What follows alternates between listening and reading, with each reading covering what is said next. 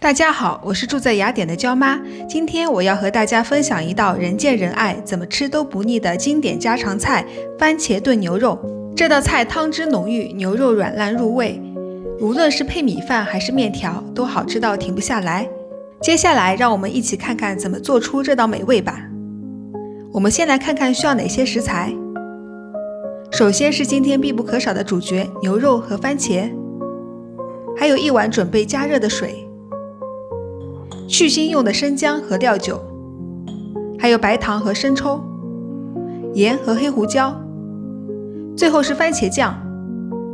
接下来准备处理牛肉，先把牛肉放到水里面洗干净，牛肉表面残留了一些多余血水都洗掉。洗干净的牛肉装入盘中，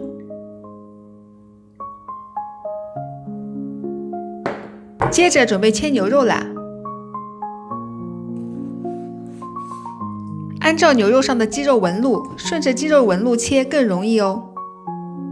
牛肉先切成小细条，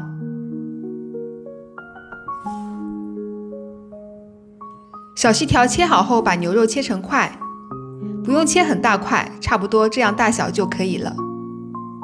我挑的牛肉比较瘦，不介意脂肪摄入的朋友也可以换成牛腩，味道也一样很好。接着准备给牛肉焯水，锅内先加一点水，随后放入牛肉，还有去腥用的生姜和料酒，盖上锅盖，大火煮到有浮沫，随后打开锅盖，撇掉浮沫。等浮沫都撇干净后，就差不多可以盛出牛肉了。先把牛肉放一旁备用，接着开始处理番茄。先把番茄放入水中，把所有番茄都洗干净，随后放入盘中。接着准备切番茄，先把番茄的蒂去掉，然后把番茄切成片状，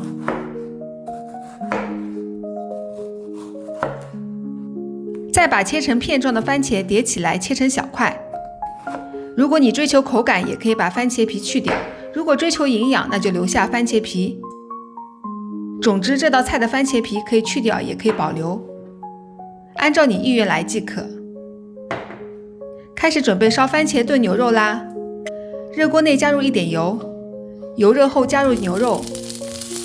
电磁炉用中火，燃气灶用小火炒干牛肉表面水分，随后加入番茄。此时火候不用变，将番茄炒几分钟，直到把番茄里面的水分炒出来。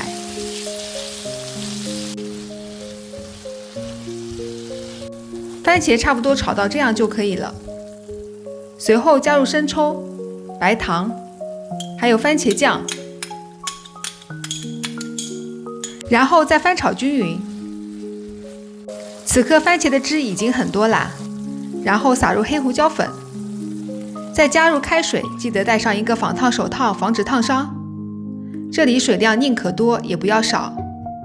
随后盖上锅盖，小火焖煮1到1.5个小时，这样煮出来的牛肉才会比较入味软糯。焖煮到这个状态就可以啦。最后再加一点点盐。这道菜的汤汁是可以拌饭吃的，所以不要太咸哦。对了，下周的菜谱我也在安排啦，喜欢就点赞加收藏哦。